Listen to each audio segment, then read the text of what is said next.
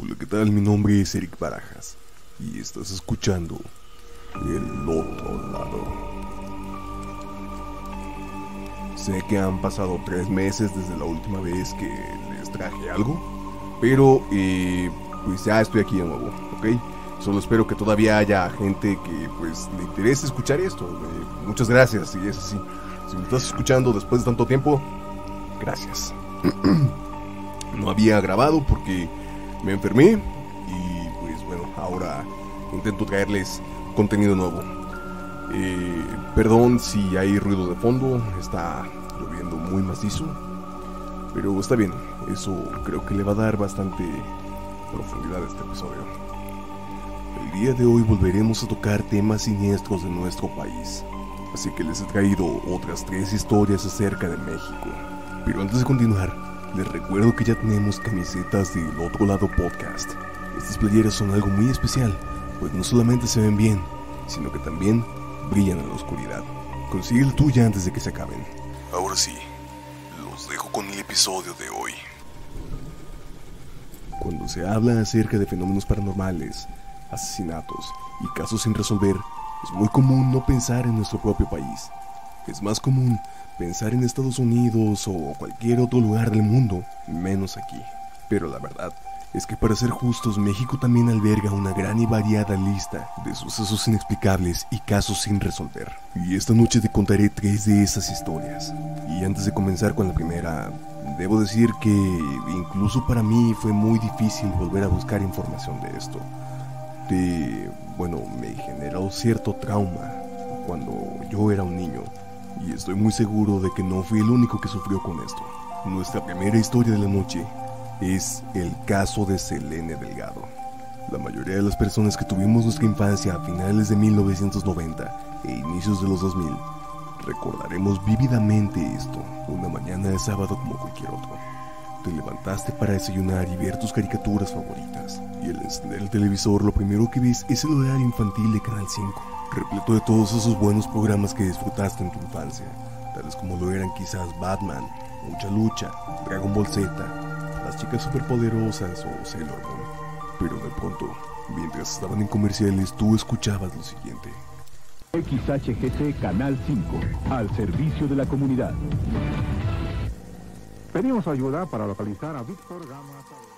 Y así es como el antiguo locutor de Canal 5, Melquiades Sánchez, hacía un llamado a los televidentes en un esfuerzo por poder dar con el paradero de personas que habían sido señaladas como desaparecidas. Y ahí estabas tú, simplemente esperando que volvieran tus caricaturas, mientras enumeraban una larga lista de personas desaparecidas, con fotos de bajísima calidad, e incluso muchos eran retratos hablados. Tal vez eras muy chico para entender lo que estaba pasando al 100%, pero lograbas percatarte de que se trataba de algo bastante serio. La incomodidad lograba crecer a medida que el anuncio pasaba, y el silencio absoluto, aunado a la única voz del lúgubre locutor, no ayudaban demasiado. Y las cosas solo se ponían peor cuando te dabas cuenta de que muchos de los desaparecidos marcaban una fecha de desaparición desde hace meses o incluso años. Además, tampoco ayudaba que dijeran que padecía de sus facultades mentales o de que había desaparecido en compañía de menores de edad. Pero había una persona que rara vez faltaba de mencionarse dentro de estas cápsulas informativas. Selene Delgado López, de 18 años, se extravió el 22 de abril en la delegación Álvaro Obregón. La cosa aquí es que jamás se dieron ningún tipo de detalles acerca de su desaparición. Solo se dijo que desapareció el 22 de abril, pero jamás se dieron las circunstancias bajo las que desapareció, si iba acompañada de alguien más, o incluso si esta mujer fue encontrada. Cabe destacar que la cadena de televisión nunca dio ningún tipo de dato al respecto, nunca otorgó ningún tipo de información, o algún número para marcar en caso de que se la encontrara, y fue así como su imagen apareció durante la cápsula informativa durante años. Pero lo más extraño de todo es que en algún momento durante estas cápsulas informativas, la programación presentó un error y la cápsula comenzó a fallar. Pasó alrededor de 1 minuto en completo silencio, sin las imágenes de los desaparecidos y sin la voz del locutor. Era un completo y abrumador silencio, hasta que en algún momento aparece únicamente la foto que ya conocíamos de Selene Delgado López, acompañado de la voz del locutor como si nada hubiera pasado. Pero una vez que terminó de dar la descripción habitual, Un estruendoso y agudo sonido invadió la televisión, y el retrato cambió a la cara de alguien que jamás habíamos visto, una mujer de aspecto sombrío y ojos saltones. La imagen parecía sacada de una fotocopia de muy bajísima calidad, y dicho retrato no se parecía en nada a alguien que ya estuviese presentado anteriormente en las cápsulas informativas. Pedimos ayuda para localizar a Selene Delgado López, de 18 años, se extravió el 22 de abril en la delegación Álvaro Obregón. Selene Delgado López, se ignora su paradero desde el 28 de mayo del año 2000.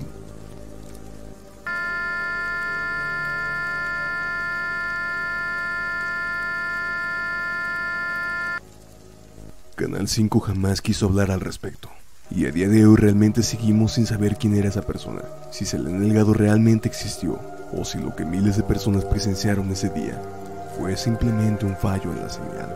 Aunque hay una fuerte teoría acerca de que todo esto, un experimento social orquestado por Canal 5 y apoyado por el mismísimo gobierno, similar a lo que sucedió después del terremoto con Frida Sofía. Sea como sea, la imagen de esta mujer quedará grabada en la mente de muchos mexicanos por el resto de sus vidas, incluyéndome a mí. Cualquier información, favor de comunicarse a los teléfonos de Canal 5. La siguiente historia de la noche, aunque menos oscura, oculta un gran misterio. Se trata del caso Citle. La UNAM, o Universidad Autónoma de México, es uno de los centros de estudio más grandes e importantes del país. Sin embargo, nuestra historia no comienza aquí. Para eso más bien hay que movernos hasta CEU, o Ciudad Universitaria. Hoy en día aquí se puede encontrar un cráter gigante, el cual está cercado y es conocido como Espacio Escultórico de la UNAM. El cráter se debe a que el mismo gobierno de México utilizó este lugar para poder extraer materiales para poder crear asfalto, mismo que se usó para pavimentar las calles de Ciudad Universitaria. El origen del material provenía del volcán Citle, el cual estalló hace más o menos 1600 años. Una vez que se terminó el material en 1995, el lugar volvió a ser parte de la administración de la UNAM, los cuales lo convirtieron en parte de la Reserva Ecológica del Pedregal de San Ángel. Más tarde la zona sería estudiada por biólogos, ecólogos y hasta arquitectos de la misma universidad, y pasó a ser una zona privada debido a la gran cantidad de proyectos estudiantiles que ahí se llevaban. Sin embargo, una gran cantidad de personas teoriza que la verdadera razón por la cual este lugar está cerrado al público se deben a otras razones de carácter clasificado. Se dice que durante la pavimentación de Ciudad Universitaria, muy cerca de la cantera se encontraron objetos y placas metálicas que parecían no pertenecer a ninguna de las civilizaciones prehispánicas de México. Los trabajadores llamaron a las autoridades, pero cuando estas llegaron tras unos minutos, el teniente de la policía y 2 trabajadores más murieron tras ser expuestos a una potente luz proyectada por uno de los artefactos, dejando solo algunos restos de esqueleto calcinado. Tras esto, una gran cantidad de elementos del ejército mexicano arribaron a la zona y la pusieron en cuarentena. Además, 3 placas metálicas con grabados extraños y los restos del teniente de la policía, junto con el cadáver de los 2 trabajadores, fueron trasladados a Campo Marte, una instalación deportiva administrada por el ejército mexicano. Después de esto, se dice que todos los trabajadores presentes ese día fueron sobornados y puestos en vigilancia en sus casas, pero muchos otros también fueron silenciados deliberadamente. Años más tarde, un periodista de Los Angeles Times de nombre Rubén Salazar comenzaría una investigación sobre este caso, y de hecho, es gracias a él que hoy en día tenemos esta historia que hoy te cuento. Sin embargo, y como era de esperarse, no duraría mucho, pues lamentablemente, Rubén Salazar fue asesinado por la policía de Los Ángeles tras solo unos meses de haber comenzado su investigación, y aunque se hizo un gran esfuerzo por parte del gobierno mexicano y estadounidense para borrar y censurar todos los avances de su investigación, sin embargo, esto no tuvo frutos, pues hoy en día se sabe que esta información fue filtrada por diferentes medios que realmente creían en lo que él decía. La última historia que les voy a contar esta noche parece sacada de algún filme de acción, al estilo de 007, pues se trata de un hombre que hizo algo imposible para evitar una gran catástrofe.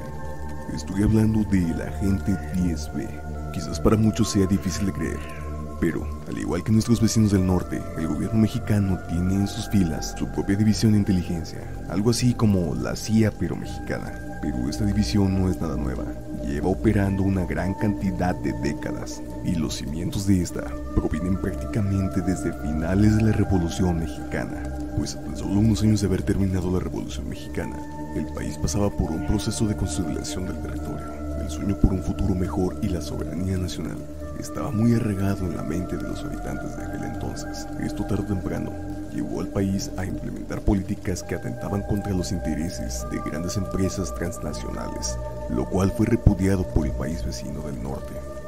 En 1927, el presidente de aquel entonces, Plutarco Elías Calles, trabajaba en diversas formas de reformar al país. Esto afectó contundentemente los intereses de los extranjeros, lo cual hizo que la relación entre los países se volviera tensa. Esto escaló a tal punto que Estados Unidos realmente comenzó a pensar que México era una amenaza a gran escala. Fue tanto así que incluso nos llegó a comparar con la Unión Soviética.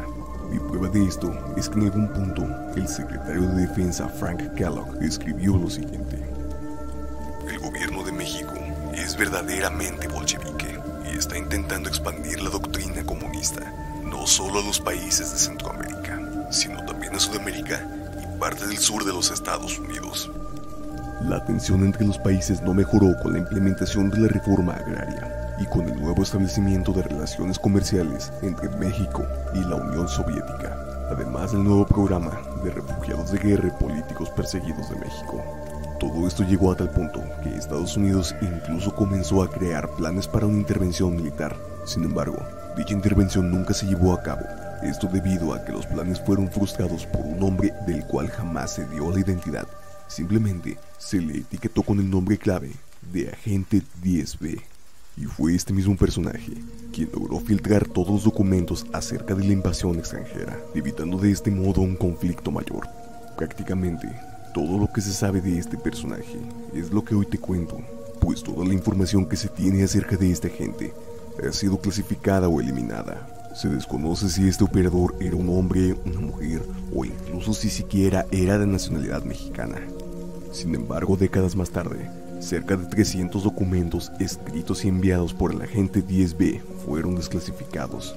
Entre ellos estaba toda la información acerca de la intervención militar estadounidense en territorio mexicano, así como información de otros tantos casos de contraespionaje, entre ellos una copia de Los Planes de Colores, una operación militar estadounidense que consistía en ataques armados e intervención militar a distintos países de Centroamérica y Cuba, así como cerca de 700 memorándums, los cuales contenían mapas militares y cartas del Departamento de Estado y de Defensa de Estados Unidos. Fue justamente gracias a uno de estos memorándums que el 9 de febrero de 1927 el agente 10B comunicó lo siguiente: el presidente Calvin Coolidge ha decidido invadir México poniendo en marcha la Operación Especial Green. Le informo que en la Casa Blanca se están ultimando todos los preparativos para desarrollar una nueva política sobre México. Durante las 2 semanas entrantes del presente marzo, se llegará hasta la intervención armada. Ya se ha sacado para su estudio la Operación Especial Green.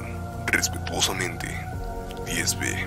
Con estos documentos en su poder, el presidente Elías Calles tomó acción inmediata e implementó lo que hasta hoy se conoce como una de las acciones más arriesgadas en la historia de México, pues envió una copia directamente al presidente de los Estados Unidos, Calvin Coolidge, quien inmediatamente ordenó que se verificara la veracidad de estos.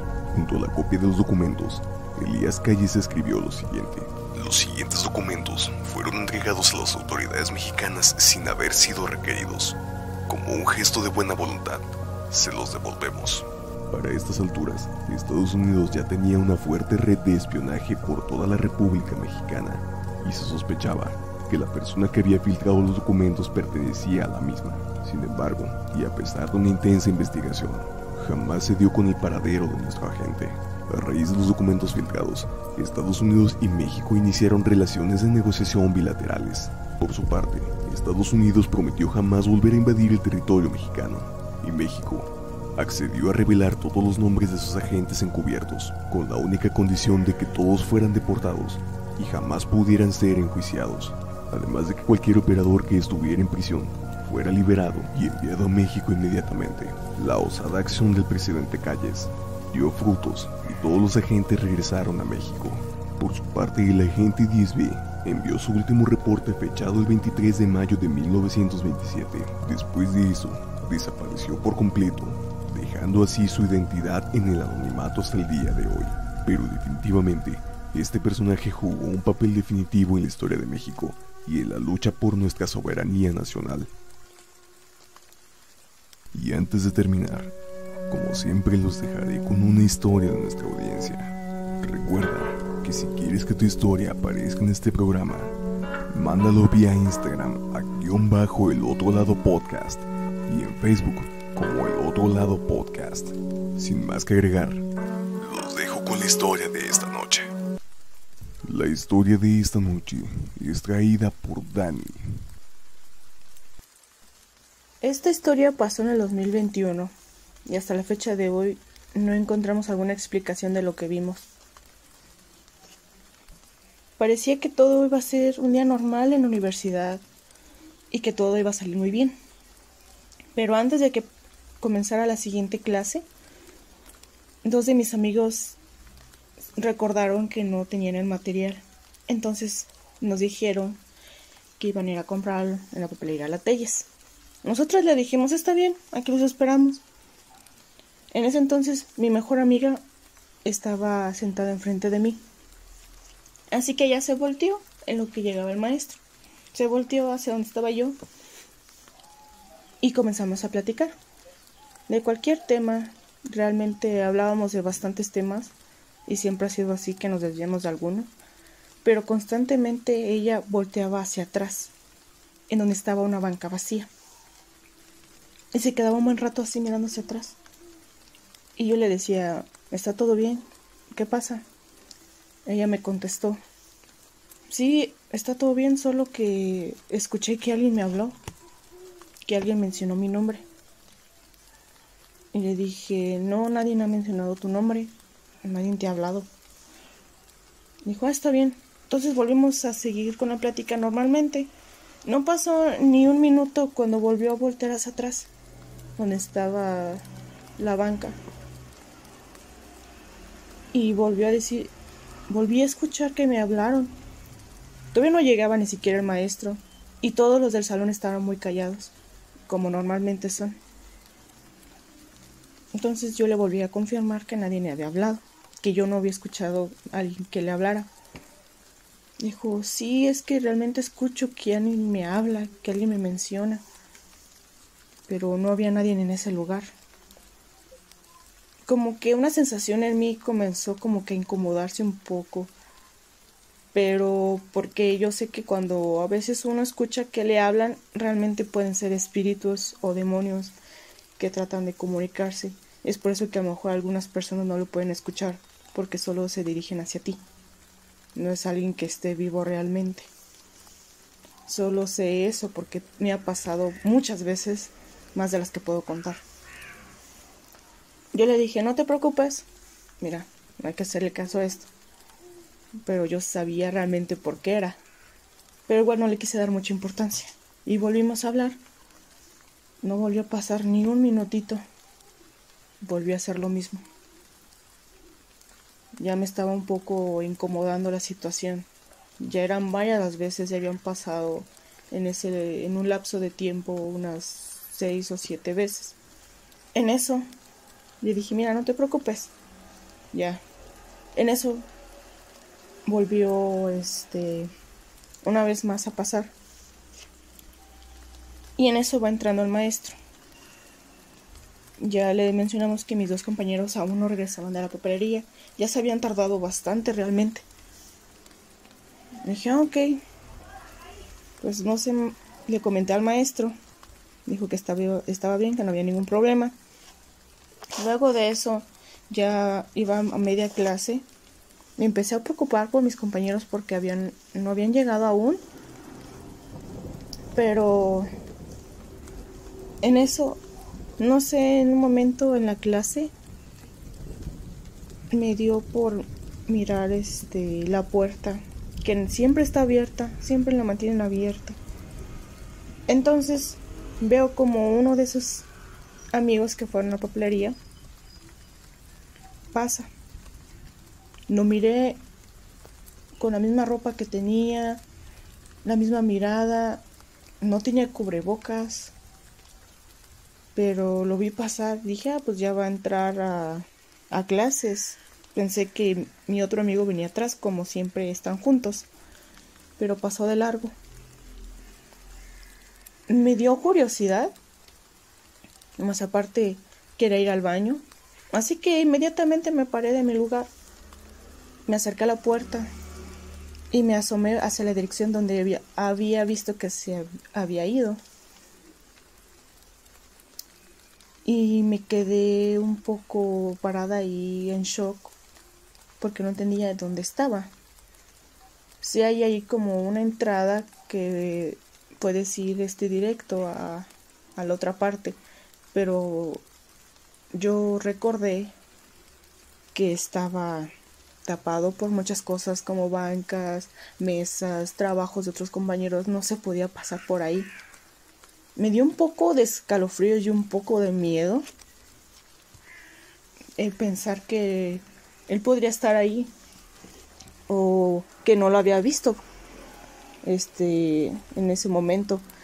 Pero lo primero que se me vino a la mente fue, me quiere espantar, a lo mejor está escondido por ahí. Y algo de mí me decía, no vayas a ver o no vayas a seguirlo donde se había ido. No lo sigas. Me daba un poco de miedo y mi instinto habló, así que le hice caso. Yo me fui por el lado contrario y me fui directamente a los baños. Me quedé pensando un rato, viéndome al espejo en la situación que había pasado. No tardé mucho y me regresé. Y entonces, después de eso, mi mejor amiga, se había volteado a ver. Y le comenté, oye,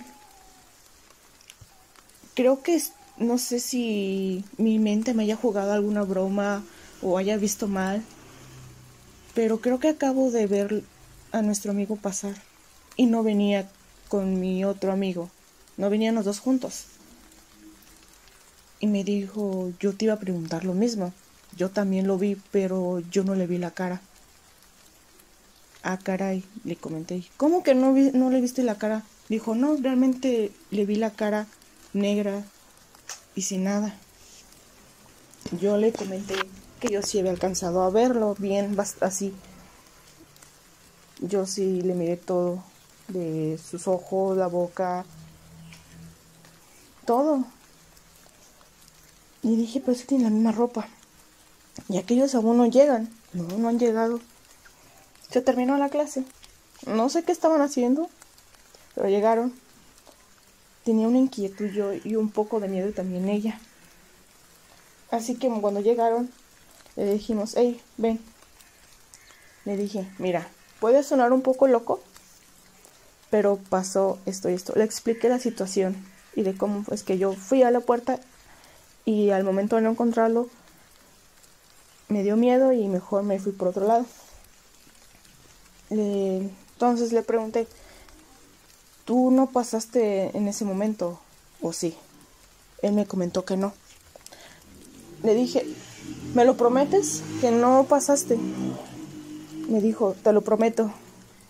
Él juró que en ese momento nunca había pasado, o sea, nunca en un momento se había regresado a la universidad, ni había pasado por el salón.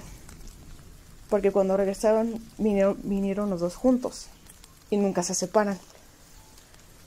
Entonces volteé a ver a mi mejor amiga y me le quedé viendo. Le dije, es que está muy raro y muy raro. Pero ya no quisimos pensar por el momento en la situación porque nos comenzó a dar un poco de miedo. Yo pensé que a lo mejor habría sido, no sé, algo paranormal o quizás